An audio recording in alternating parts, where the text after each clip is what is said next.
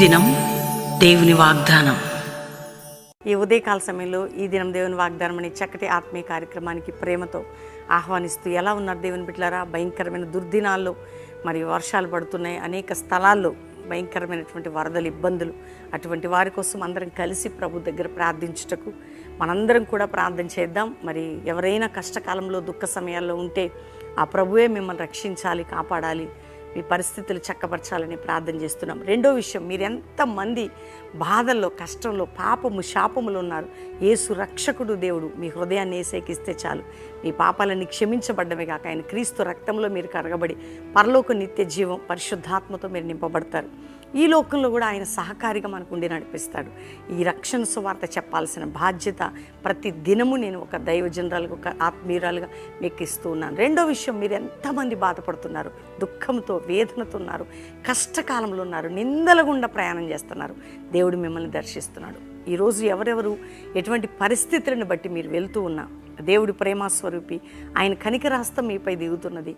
ఒకటి మీరు గుర్తుపెట్టుకోవాలి, దేవుని దగ్గర చేసే ప్రార్థన, దేవుని మీద ఆనుకునే విధానం, దేవుని వాక్య ధ్యానం మన లోతైన అనుభవంలో నడిపిస్తుంది.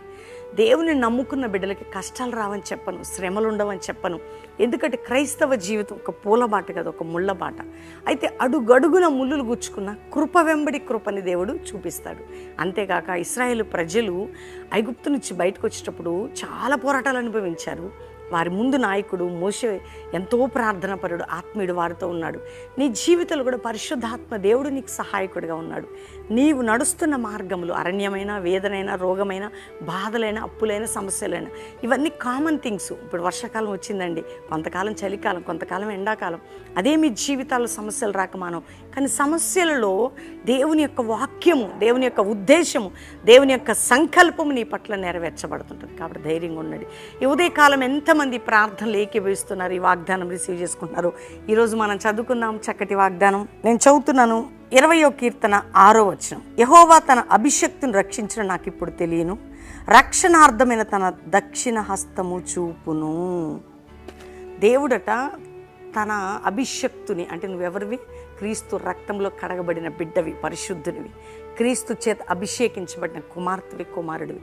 దేవుడు నిన్ను రక్షిస్తాడని, దేవుడు నిన్ను భద్రత, క్షేమకరమైన స్థితిలో నాకు తెలియని అంటున్నాడు. ఎందుకు అంటే దాని పై భాగంలో యెహోవా నీ ప్రార్థనలో సఫలపరచునుగాక. అంటే నీ ప్రేయర్కి ఒక ఆన్సర్ అనేది ఉంది, నీ జీవితానికి ఒక విడుదల అనేది ఉంది, నీ కుటుంబానికి ఒక విడుదల, నీ ఇంటికి ఒక విడుదల, పాప భారమునికి ఆ రక్షకుడు నిన్ను రక్షించబోతున్నాడు. క్లియర్గా ఉందండి.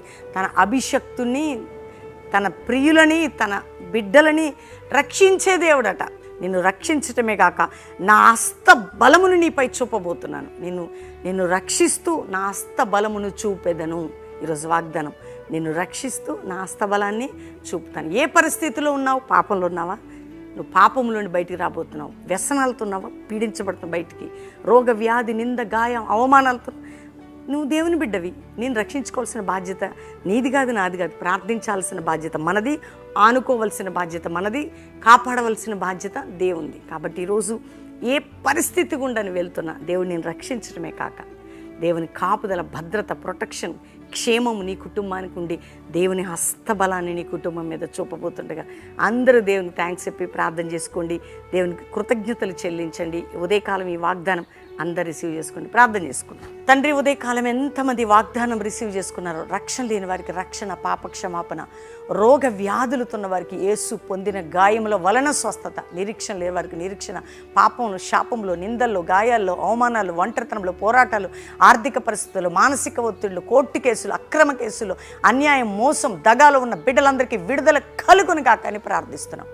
ఎవరు ఏ సమస్య గుండా పరిష్కారం లేకుండా ఉన్నారు, ప్రతి దానికి పరిష్కారం ఏంటి. ఇతర దేశాలు మా ప్రియులందరూ రక్షించి క్షేమకరమైన స్థితి వారికి దయచేసి వారి పక్షంగా న్యాయం చేసి వ్యాజ్యమాడండి. ఎవరెవరు సమస్యలు ఉన్నా, ఎవరెవరు నాయన అపవాది చేతి క్రింద ఉన్నా, ఎన్నో బంధకములతో ఉన్న విడుదలని ప్రకటిస్తూ వారికి అద్భుతాలు చేయండి. ఈరోజు మ్యారేజ్ డే బిడ్డల్ని ఈ సంవత్సరం అంతా క్షేమము, రక్షణని, హస్తబలం వారిపై చూపి వారిని దీవించండి.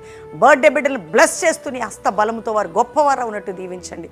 అయా, ప్రతి పరిచర్ని, దాసుల్ని, దాసురాలని, పిల్లల్ని ప్రొటెక్ట్ చేయండి. సంఘాలని క్షేమాభివృద్ధిలోకి నడిపించండి. కల్వరి మినిస్ట్రీని నీ అభిషక్తులు రక్షిస్తూ నీ హస్తబలము చూపి గొప్ప కార్యాలు చేయండి. అపవాదికి సిగ్గు ఈ పరిచర్యలో కలుగునుగా కేస్తున్నాములో నీ నామానికి మహిమ కలుగునుగాక. వాగ్దానం తీసుకున్న ప్రతి బిడ్డపై నీ కృపాక్షేమం విస్తరణ జరుగునుగా కానీ దీవిస్తూ యేసునామములో అడుగుచున్నాం తండ్రి. Amen, amen, amen. దేవుని బిడ్డలారా, ఈ వాగ్దానం అందరూ లైక్ చేయండి, షేర్ చేయండి, మంచి కామెంట్స్ పెట్టండి, దేవుని మహిమపరచండి. ముఖ్యంగా మీ జీవితాల్లో మీరు తెలుసుకోవాల్సింది ఏంటంటే ఉదయకాల వాగ్దానం అందరూ వినండి. మార్నింగ్ 5 to 6 ప్రేయర్స్లో ఏకీభవించండి.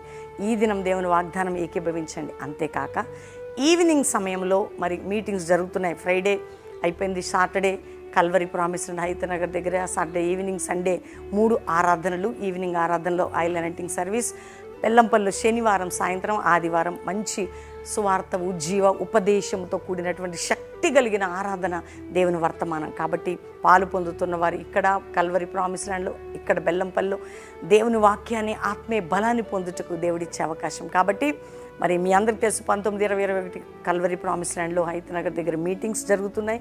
అంతేకాక శనివారం సాయంత్రం మీటింగ్, ఆదివారం ప్రొద్దున బెల్లంపల్లిలో. నీ జీవితం ఒక బలమైనటువంటి, ఎందుకంటే అభిషేకం ప్రతి కాడిని విరగొడుతుంది, బంధకాలు తెగిపోతాయి. దేవుని శక్తి చేత, వాక్యము చేత మనం బలం పొందుతాం. కాబట్టి దేవుడు మీ అందరినీ దీవించును గాక. God bless you. Praise the lord.